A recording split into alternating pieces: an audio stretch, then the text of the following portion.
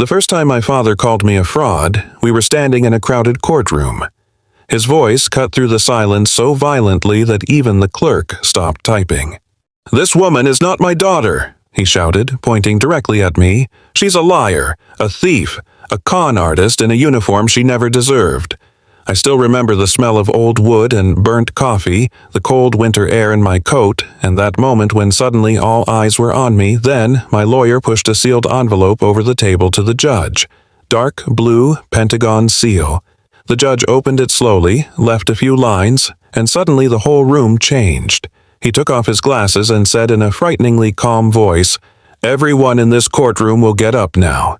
My father lost all color on his face. For the first time in my life, he was afraid of me. I was born in Cedar Horror, a small town in Virginia, where men like my father were treated like memorabilia. Nothing was forgotten there, but pride lasted forever. Thomas Bennett had been a military policeman for 23 years. Outwardly tough, respected, and disciplined. At home, he was cold as concrete, especially towards women. Men need a goal. Women need stability, he often said, while my older brother Jake was playing football in the garden. I was years old when I realized that I would never be enough for him. Jake was driving Dad's truck with 16 against a mailbox. My father laughed about it for years. I once got a 2- in chemistry. For 3 days, he did not speak a word to me. My mother, Eleanor, constantly tried to keep our family together, clearing his throat. Warm-hearted, where my father was cold. Gently, where he was hard. Sometimes in the evenings she would come quietly into my room, stroke my hair out of my face and whisper, "You don't have to be tough to survive him." At that time, I did not understand what she meant. Already today. At 17, I knew I was leaving Cedar Hollow, not because of a man, not because of a college, because of the military. When the letter came from West Point, my hands were shaking so much that I could hardly open it. My mother immediately began to cry. My father barely took his eyes off the food. "You won't last 6 months there." The room fell silent. "She is stubborn," he said calmly, but not strongly. "That's a difference." I was sitting in this little dining room with the yellowed wallpaper, desperately trying not to let anything bother me. Jake just bordered in his mashed potatoes, and that's exactly what hurt the most. In West P, I learned to transform pain drive. I learned to keep running with burning lungs, to function with 4 hours of sleep, to keep going while others were just waiting for me to fail. Many people didn't want me there, but if you are underestimated for long enough, you will eventually stop being afraid of people. During exercises in the mountains, men twice my height collapsed. I kept climbing, not because I was stronger, but because I had learned to survive emotional coldness all my life. Physical pain was easier, cleaner. When I graduated, my mom drove 9 hours to be there. My father did not come.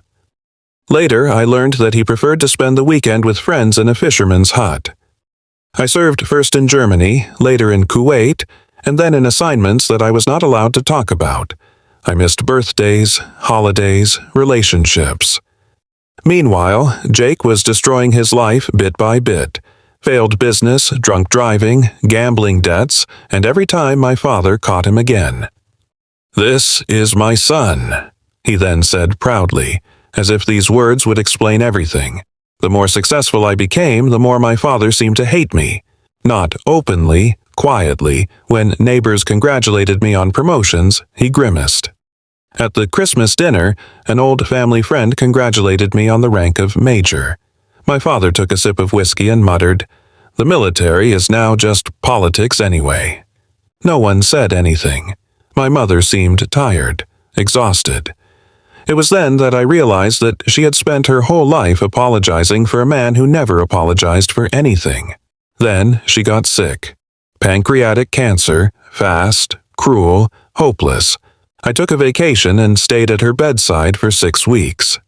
At night, the machines sat quietly in the dark, while snow fell outside. My father rarely stayed longer than 20 minutes. One evening, he stood in the doorway and looked at me. "You always have to be the center of attention," he said coldly. I couldn't believe what I was hearing. She's dying, I said. And yet you managed to do everything about yourself. That was the moment when I came closest to giving him a slap. But my mother opened her eyes and she did not look at me anxiously, but at what had become of us. 2 days later, she died with my hand in hers at the funeral. People told me how proud she had been of me, that she had been constantly talking about me, that photos of me in uniform were next to her bed. My father hardly looked at me. After the funeral, he joined me at the cemetery gate. A cold wind passed over the dead grass between us. The moment you chose this uniform, he said quietly, have you stopped being my daughter? Then he just walked away. 3 weeks later, I received the complaint. I was standing in my kitchen in Arlington while rain was beating against the windows. My coffee got cold while I was leaving the first pages, and then again and again. My father sued me for my mother's house, her savings, and almost everything she left behind. But the last sentence took my breath away. Contested paternity. According to my father, I was not his daughter at all. That night I did not sleep. The documents were lying on my kitchen table like evidence from the life of a strange person. At 3 o'clock in the morning I called Jake. Maybe a part of me was still hoping that family meant something. He reported annoyed. Did you know about this? I asked. Silence, then a sigh. He only does what is necessary. I clutched the kitchen plate. He claims that Mom cheated on him. So what? That one word hit harder than any scream. Claire, Jake said, annoyed. You've always been her favorite. Dad's had enough of this. He deserves the house. I laughed incredulously. The house that Mom paid for. You were never there, he suddenly hissed, as if my military service had been treason and not my only way to survive. You've gambled away your own money, I said calmly, and now you want hers too. His breath changed immediately. I knew everything then. You think you're something better because of your uniform? He muttered. No, I replied. I just think Mom deserved better. Then he hung up. Outside, thunder rolled across the Virginia sky, and for the first time in years, I cried not because I missed my mother, but because I had lost her for good. The story spread like wildfire in Cedar Hollow. After a few days, everyone had an opinion. Then, the local newspaper published an article. Decorated officer charged with family fraud. I was sitting in the canteen of the Pentagon, and suddenly I couldn't eat anything anymore. My phone vibrated without a pause. Old classmates, reporters, distant relatives. A message read, Is it true that your real father was another soldier? I deleted them immediately. But humiliation settles in the body. It changes how you enter rooms, how long you keep eye contact. Even at work, I felt the changes. Conversations fell silent when I entered the room. Questions stuck around longer than usual. No one accused me directly, but distrust moves quietly. And because large parts of my file were secret, I could hardly defend myself. That's exactly what made my father's plan so perfidious. He knew just enough about military secrecy to use it against me. 3 days later, I drove back to Cedar Hollow to meet the lawyer who had recommended an old K to me. Her office was located above a small hardware store on Main Street. Evelyn Brooks, a lawyer, was standing on the brass shelf. Inside it smelled of old books and peppermint tea. Evelyn was a woman in her late 60s with silver hair and eyes that could cut through concrete. After reading the lawsuit, she looked at me calmly. This man is dangerous. He is my father, I said. No, she answered calmly. He is the opposite side. Learn the difference quickly, Evelyn said calmly. I almost smiled. For 2 hours, we went through every detail. Family history, documents, old documents. Again and again, Evelyn took notes, made a dash at something, or suddenly stopped. Finally, she leaned back. Her father's story has gaps. What kind of gaps? The kind that makes judges angry. She handed me a copy of my birth certificate. Her father questioned her authenticity. But, according to the district records, already 6 months ago, someone tried to change the relevant documents. I'll start them. Change? Her father is not just grieving, she said calmly. He is preparing something. A cold feeling spread in my stomach.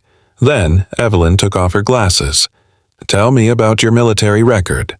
I can hardly talk about that. I know that, she said more quietly.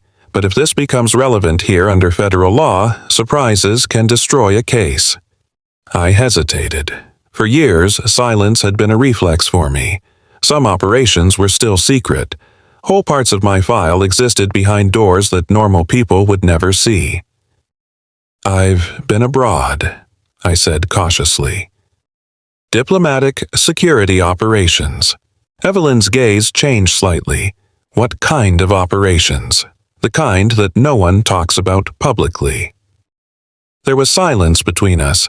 I heard a train somewhere outside. Then she asked slowly, "Is there anything under federal lockdown that could prove your identity or your service?" A memory immediately appeared. A closed meeting room, a colonel, a sealed envelope on a metal table. If their military record is ever questioned in a civilian court, he had said at the time, it can only be done through legal assistance. At that time, I almost laughed. Who should doubt my service? Now I knew. Maybe, I said quietly. Evelyn's eyes narrowed. Perhaps? I should never open it. Only in an absolute emergency. She was silent.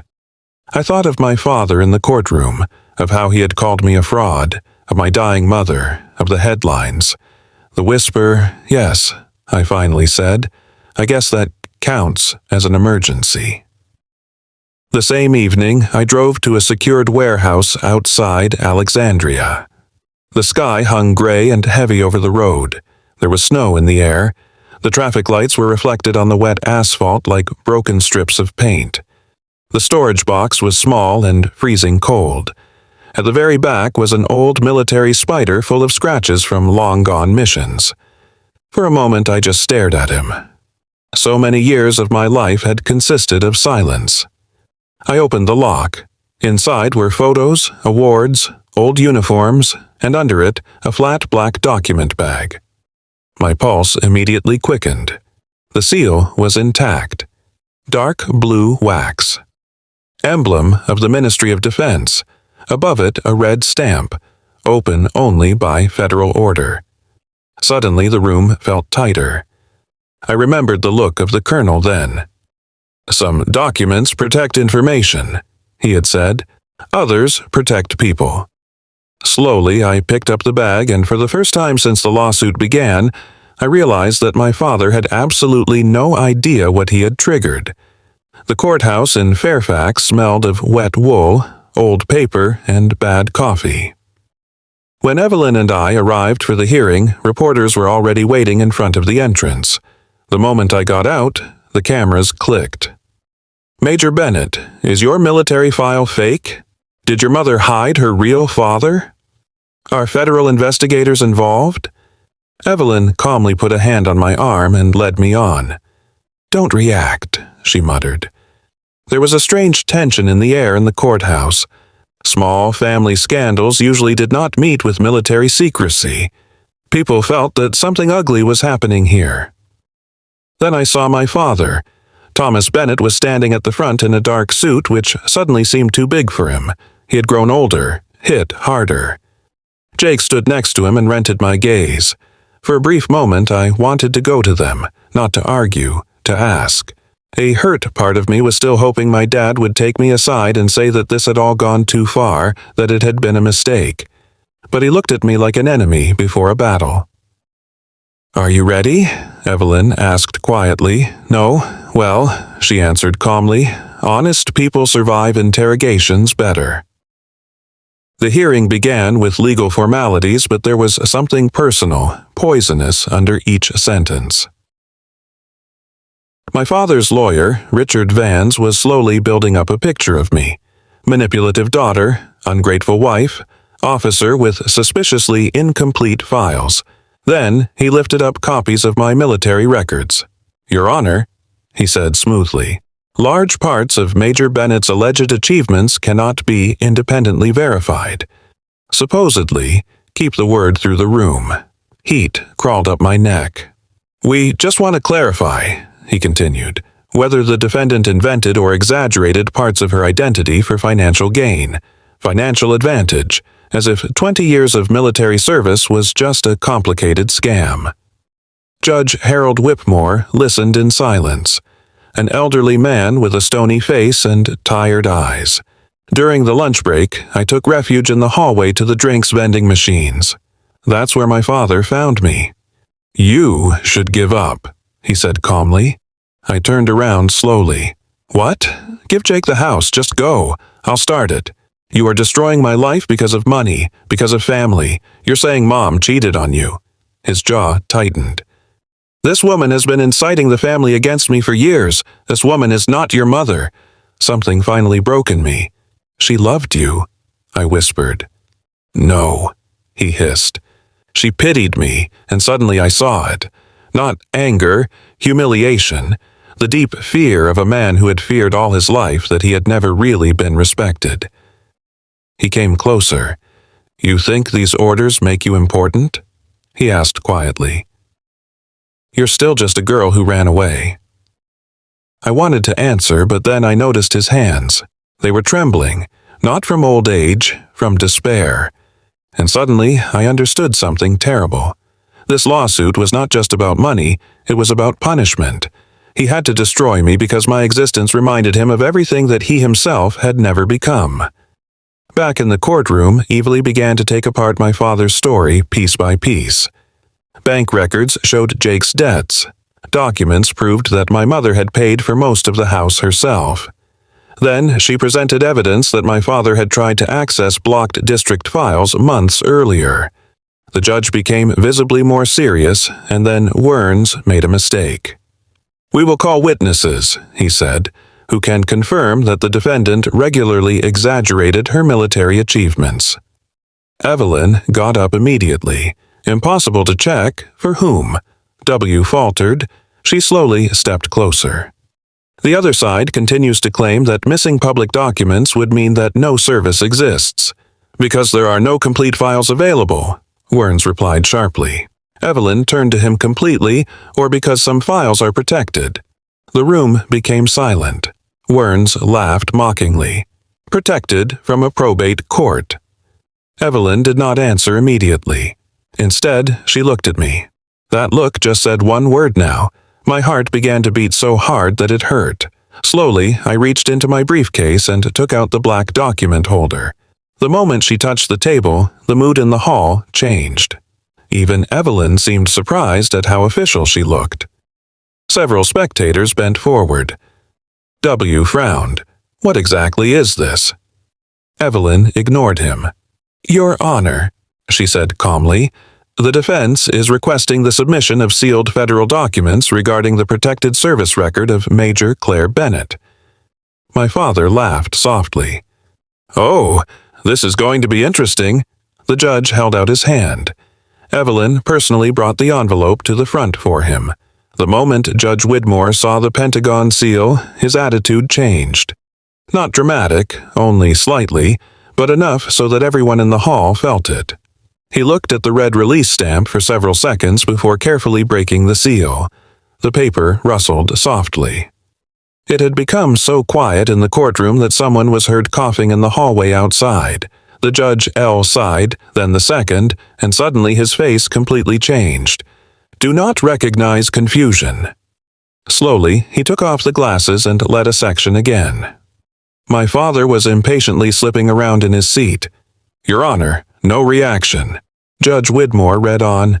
Finally, W got up. "Your Honor, if there are any problems with permissibility, sit down."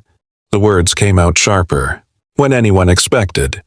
Even Evelyn blinked in surprise. Then the judge looked at me directly. For the first time, really, and suddenly there was something in his gaze that looked like respect. My father frowned. "What the hell does that mean?" Whitmore carefully folded the documents and put both hands on the judge's bench. "Mr. Bennett," he said calmly, "you won't speak again until I allow it." The whole room froze. My father laughed in disbelief. "Excuse me." The judge turned to the bailiff. Then he said in a voice that reached every corner of the hall, "Everyone in this courtroom gets up immediately. Chairs slumped across the floor. Confused murmurs spread. Next to me, Evelyn exhaled slowly. On the other hand, my father's face turned chalk pale at her. And for the first time since the beginning of this nightmare, I realized. The truth had finally entered the room. No one moved properly at first. People half stood up, exchanged confused glances. Even the reporters seemed unsure whether they were just experiencing a court case or something much bigger.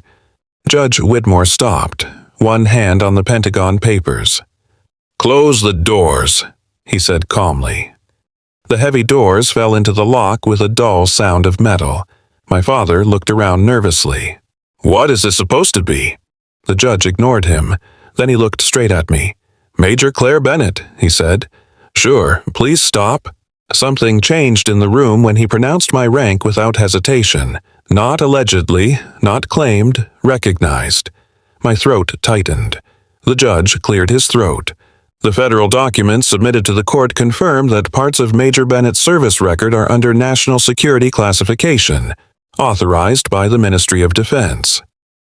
Immediately, whispers and voices broke out in the hall. What?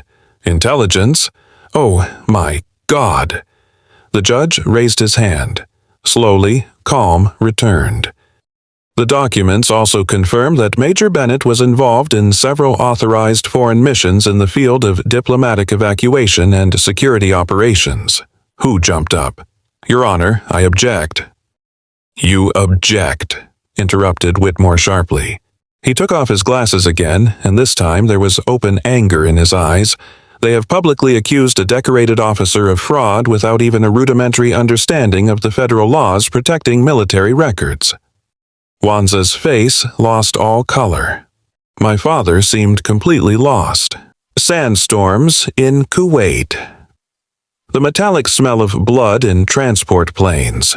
A frightened embassy employee who was holding my arm while shots were fired 3 streets away. Faces of soldiers who never came home. I had carried all this in silence while my father was telling others. I'm not strong enough. Finally, Judge Whitmore laid down the papers.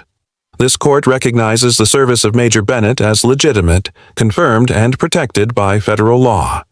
The words hit me harder than I expected. Not because strangers finally believed me, but because my father had to hear them. Publicly, undeniably. For the first time in my life, another man with authority forced him to face reality. And he hated it. "This is ridiculous," my father suddenly blurted out. "I don't care what order she has. She's still not my daughter." Evelyn got up immediately. "In fact, Your Honor," she said calmly, "are we ready to clarify exactly this lie now?" She stepped forward with another folder. "These documents come from district archives and were released by court order." My father stiffened instantly. I noticed it right away. Evelyn opened the folder slowly. In 2004, Mr. Bennett privately filed a request to be partially relieved of his financial responsibility as a parent due to significant personal debts. Again, a murmur went through the hall. Jake whispered in a panic, "Dad, just shut up." Judge Whitmore studied the documents in silence, then his face turned dark. These documents clearly confirm that Claire Bennett is her biological daughter. My father's mouth opened slightly, but no words came out. Evelyn continued to speak, calm and precise as a skypell. The plaintiff knowingly provided false information about paternity in order to gain access to the estate and property. The judge now seemed openly angry. "Mr. Bennett," he said quietly, "have you knowingly presented false statements to this court?" For the first time, his security broke apart. "You don't understand this," he muttered. "Her mother—" "No," interrupted the judge sheepishly. "You don't understand how serious this is." For a moment, no one seemed to be breathing. Then the court doors opened again. 2 men in dark suits entered. No visible badges, no emotions. But every military instinct in me immediately realized who they were. Government. One of the men handed over documents to the bailiff. The other let his gaze wander briefly through the hall. Then our eyes met. A barely visible nod. professional, respectful. My father looked panicked by now. What the hell is happening here? Judge Whitmore carefully examined the new documents. Then he spoke slowly. Due to the improper challenge of classified federal documents, a federal review of possible violations of the law has been initiated, including false information and unauthorized attempts to access protected files. My father turned to Verns in fright. You said it was just a probate court. W looked like he was about to pass out because suddenly it was no longer about an inheritance. It was about federal offenses. Jake was half up. Dad, what did you do?